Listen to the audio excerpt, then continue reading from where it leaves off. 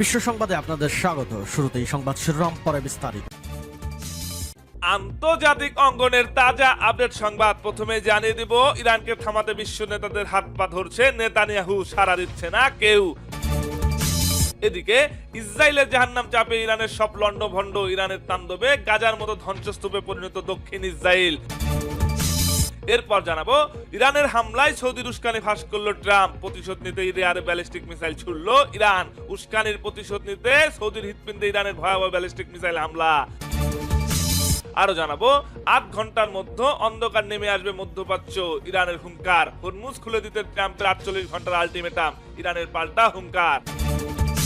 এবং সর্বশেষ জানিয়ে দিব, ইরানি ক্ষেপণাস্ত্র শনাক্ত করতে পারেনি মার্কিন F-35। এতক্ষণ শুনছিলেন সংবাদ শিরোনাম, এখন বিস্তারিত। অনুরোধ থাকবে ভিডিওটিতে একটা লাইক দিবেন, কমেন্ট করে জানিয়ে দিন আপনি কোন জেলা থেকে বা কোথা থেকে এই সংবাদটি শুনছেন এবং দেখছেন। ইতিহাসের সবচেয়ে বিধ্বংসী মেজাজে রয়েছে ইরান। আয়াতুল্লাহ বাহিনীর ছোড়া ক্ষেপণাস্ত্রে টালমাটাল ইসরায়েল।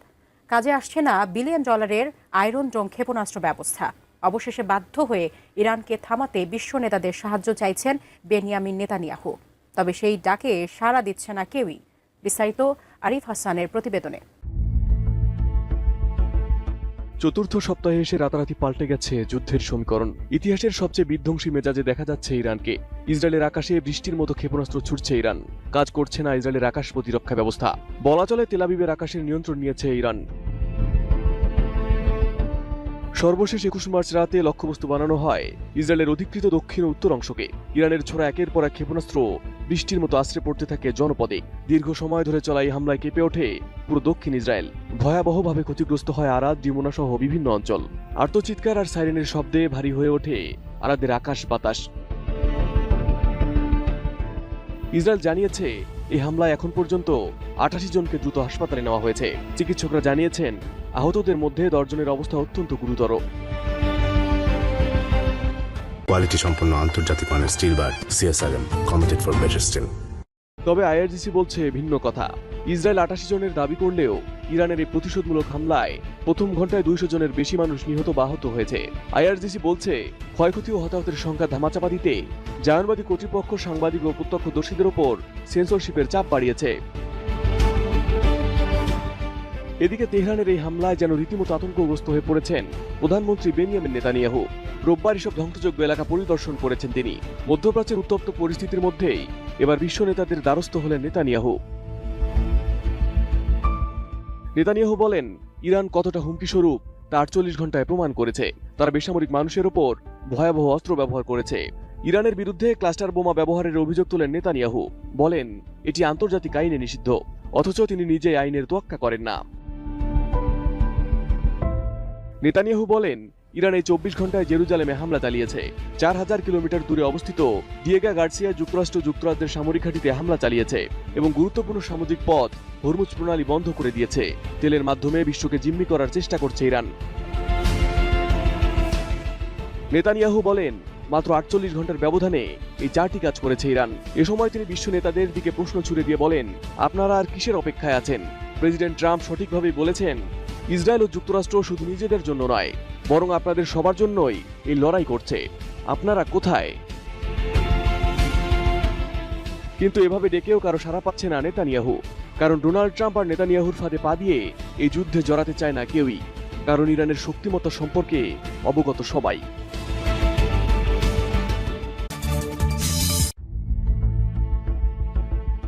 এই দৃশ্য দেখে মনে হতে পারে গাজার কোনো ধ্বংসস্তূপ, বিধ্বস্ত মানবশূন্য একটি এলাকা। সাধারণত বিশ্ববাসী গাজা উপত্যকার এমন ধ্বংসযোগ্য নগরী দেখেই পরিচিত, যা ইসরায়েলি নারকীয় আগ্রাসনের সৃষ্টি হয়েছে। তবে এই দৃশ্যটি গাজার নয়, স্বয়ং ইসরায়েলি। ইরানের হামলায় বলা চলে ধ্বংসস্তূপে পরিণত এই এলাকা।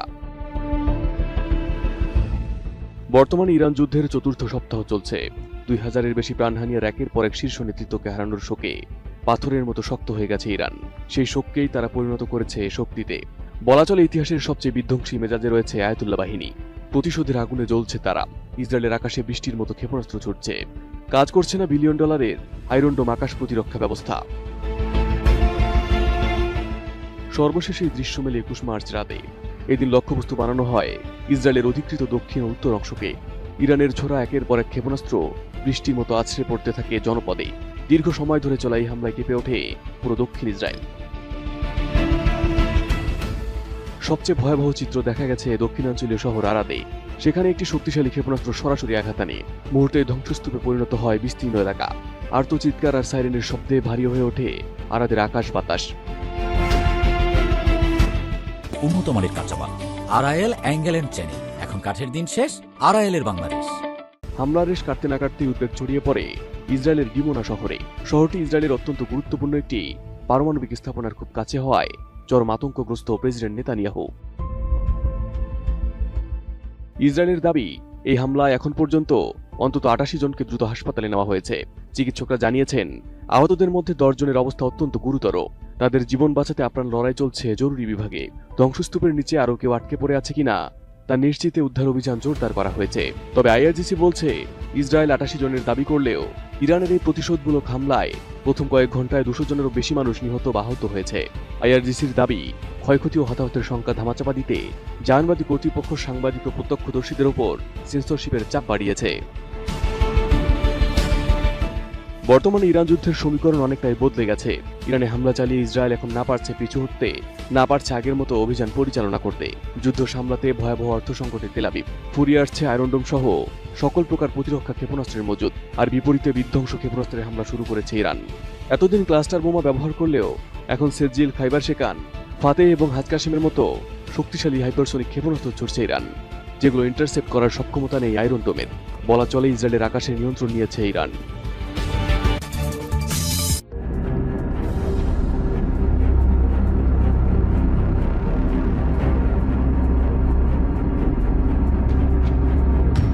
ইরানে যুক্তরাষ্ট্র ইসরায়েলের যৌথ সামরিক হামলার পেছনে উস্কানিদাতা হিসেবে কাজ করেছে সৌদি আরব, এমনটাই মন্তব্য করেছেন মার্কিন প্রেসিডেন্ট ডোনাল্ড ট্রাম্প।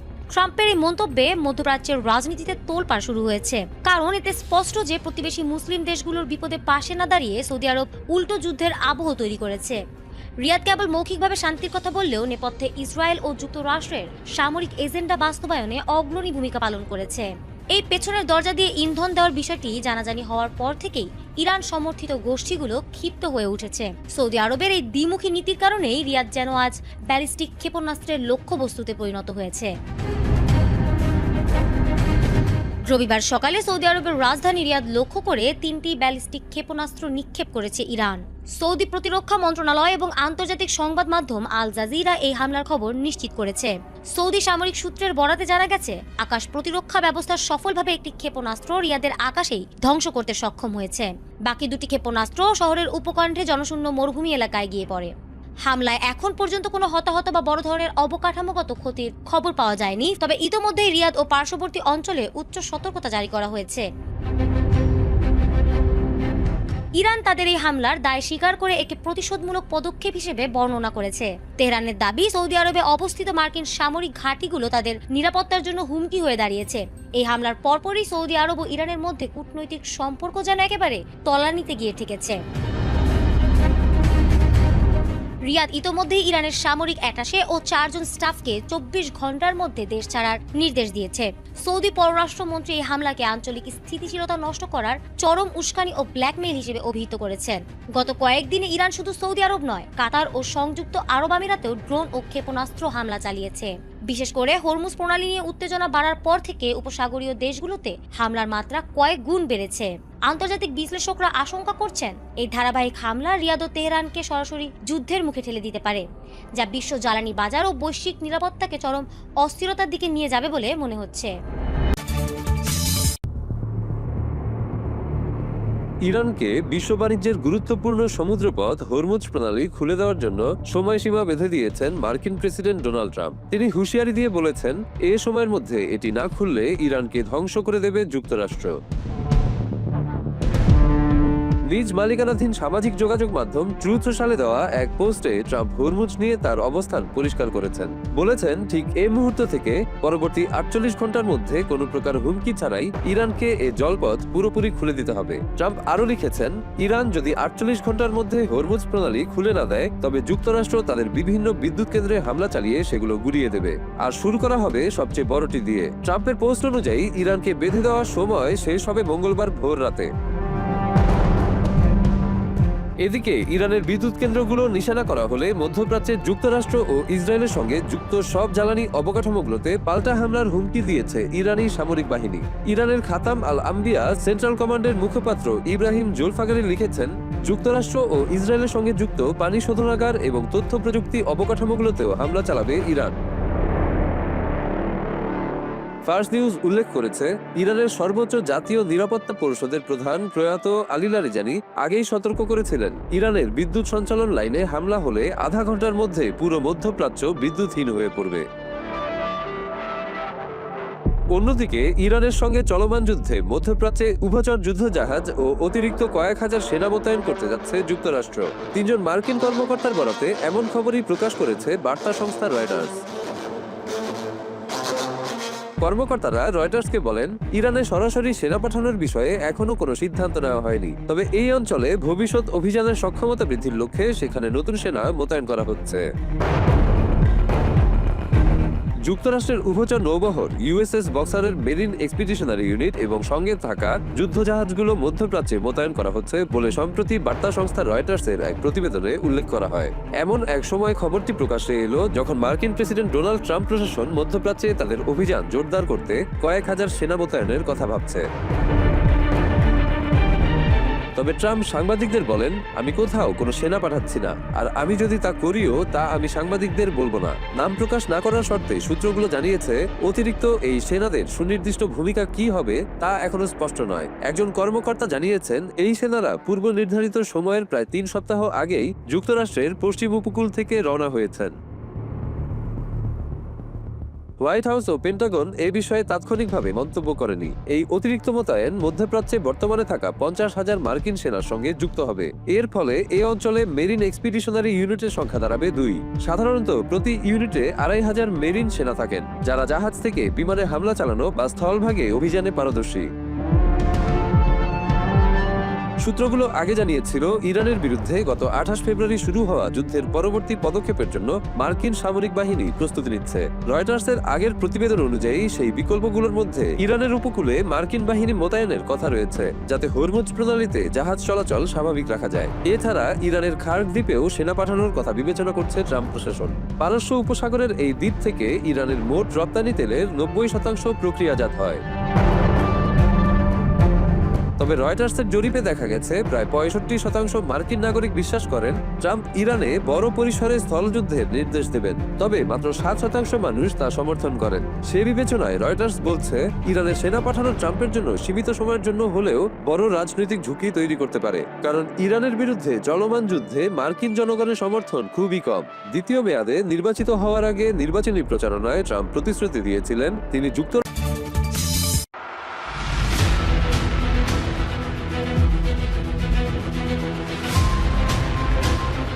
মার্কিন বিমান বাহিনীর গর্ব, বর্তমান বিশ্বের সবচেয়ে উন্নত যুদ্ধ বিমান F-35A লাইটনিং II নিয়ে হতাশার খবরই সামনে আসছে। গত 19 মার্চ অপারেশন এপিক ফিউরি চলাকালীন একটি ইরানি প্রতিরক্ষা ব্যবস্থার কবলে পড়ে ক্ষতিগ্রস্ত হয়েছে এই অত্যাধুনিক বিমানটি। পেন্টাগন নিশ্চিত করেছে যে বিমানটি জরুরি অবতরণ করতে বাধ্য হয়েছে, তবে পাইলট অক্ষত রয়েছেন।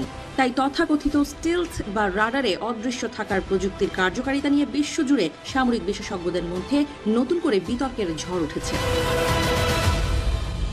ইরানের প্রকাশিত একটি ভিডিওতে দেখা গেছে, ইনফ্রারেড সেন্সর ব্যবহার করে লক্ষ্যবস্তু নির্ধারণের পর ক্ষেপণাস্ত্র নিক্ষেপ করা হচ্ছে। ভিডিওর সবচেয়ে চমকপ্রদ দিক হল, বিমানটি কোনো ধরনের প্রতিরক্ষামূলক কৌশল বা ডজ ছাড়াই উড়ছিল। সামরিক বিশ্লেষকদের মতে, বিমানটির স্বয়ংক্রিয় সতর্কবার্তা ব্যবস্থা বা সেন্সরগুলো আগত বিপদ শনাক্ত করতেই পারেনি। এই ঘটনাকে সামরিক পরিভাষায় একটি সফল স্যাম্বুশ বা সারফেস টু এয়ার মিসাইল অ্যাম্বিউশ হিসেবে দেখা হচ্ছে। প্রতিরক্ষা বিশ্লেষক সেবাস্টিয়ান রোবলিনের মতে, F-35 মূলত রাডারকে ফাঁকি দেওয়ার জন্য নকশা করা হলেও অপটিক্যাল বা ইনফ্রারেড সেন্সরের কাছে এটি পুরোপুরি অদৃশ্য নয়। বিশেষ করে যখন স্বল্প পাল্লার লক্ষ্য ভেদে বিমানটিকে নিচু দিয়ে উঠতে হয়, তখন মাটির কাছাকাছি থাকা মোবাইল প্রতিরক্ষা ব্যবস্থাগুলোর জন্য এটি সহজ লক্ষ্যবস্তু হয়ে দাঁড়ায়। ইরানের মজিদ বা রা-আদ-1 এর মতো সিস্টেমগুলো মূলত তাপ বা দৃশ্যমান ইমেজিং ব্যবহার করে কাজ করে, যা বিমানের রাডার ওয়ার্নিং রিসিভারকে কোনো সংকেত দেয় না। ঢালাইয়ের সেরা প্রিমিয়ার সিমেন্ট। এই ঘটনার সবচেয়ে উদ্বেগের বিষয় হলো, F-35 এর AN বা AAQ-37 distributed aperture system DAS এর ব্যর্থতা। এই সিস্টেমে থাকা 6টি ইনফ্রারেড ক্যামেরা 360 ডিগ্রি সুরক্ষা দেওয়ার কথা থাকলেও কেন সেটি ফ্লেয়ার বা ডেকয় ব্যবহারের জন্য পাইলটকে সতর্ক করেনি তা নিয়ে পেন্টাগনে তোলপাড় চলছে। এটি কোনো কারিগরি ত্রুটি নাকি ইরানের উন্নত জ্যামিং প্রযুক্তির কারিশমা তা নিয়ে চলছে চুলচেরা বিশ্লেষণ। প্রযুক্তির উৎকর্ষের সাথে সাথে তাকে পরাস্ত করার কৌশলও যে সমানতালে বাড়ছে এই ঘটনা তারই প্রমাণ। সাম্প্রতিক সময়ে মার্কিন ও ইসরায়েলি বাহিনী ইরানের আকাশ প্রতিরক্ষা ব্যবস্থাকে গুঁড়িয়ে দিতে কয়েক দফা হামলা চালালেও ইরান তাদের বিশাল অস্ত্রাগারকে সুকৌশলে ছড়িয়ে ছিটিয়ে রাখতে সক্ষম হয়েছে। দেশটির বিশাল ভৌগোলিক আয়তন এবং পাহাড়ি ভূখণ্ডকে কাজে লাগিয়ে ইরানি কমান্ডাররা তাদের মোবাইল লঞ্চারগুলোকে লুকিয়ে রেখেছেন। পশ্চিমা ও সোভিয়েত প্রযুক্তির সংমিশ্রণে তৈরি তাদের দেশীয় ক্ষেপণাস্ত্রগুলো এখন অত্যাধুনিক স্টিলথ বিমানের জন্য বড় ঝুঁকি হয়ে দাঁড়িয়েছে। এই হামলার রাজনৈতিক ও মনস্তাত্ত্বিক গুরুত্বও অপরিসীম। মার্কিন বিমান বাহিনী গত কয়েক দশকে আকাশযুদ্ধে কোনো মনুষ্যবাহী বিমান হারায়নি বললেই চলে। এমন পরিস্থিতিতে একটি অত্যাধুনিক যুদ্ধ বিমান ক্ষতিগ্রস্ত হওয়া ইরানি বাহিনীর মনোবল যেমন বাড়িয়ে দেবে, তেমনি মার্কিন মিশন পরিকল্পনাকারীদের ওপর বাড়তি চাপ তৈরি করবে। ভবিষ্যতে স্বল্প পাল্লার বোমা বা JDAM ব্যবহারের ক্ষেত্রে মার্কিন পাইলটদের এখন অনেক বেশি সতর্কতা অবলম্বন করতে হবে, যা অভিযানের গতি কমিয়ে দিতে পারে। তবে মুদ্রার উল্টো পিঠে F-35 এর স্থায়িত্ব নিয়েও আলোচনা হচ্ছে। সাধারণত ক্ষেপণাস্ত্রের আঘাতে যে কোনো যুদ্ধ বিমান আকাশেই ধ্বংস হয়ে যাওয়ার কথা, কিন্তু এই বিমানটি ক্ষেপণাস্ত্রের স্প্লিন্টার বা শার্পনেলের আঘাতে চালনা শক্তি আংশিক হারালেও বিধ্বস্ত হয়নি। পেন্টাগনের দাবি অনুযায়ী বিমানটি নিরাপদে অবতরণ করতে পেরেছে, যদিও অনেক সমর বিশ্লেষক এই নিরাপদ অবতরণ নিয়েও সন্দেহ প্রকাশ করেছে।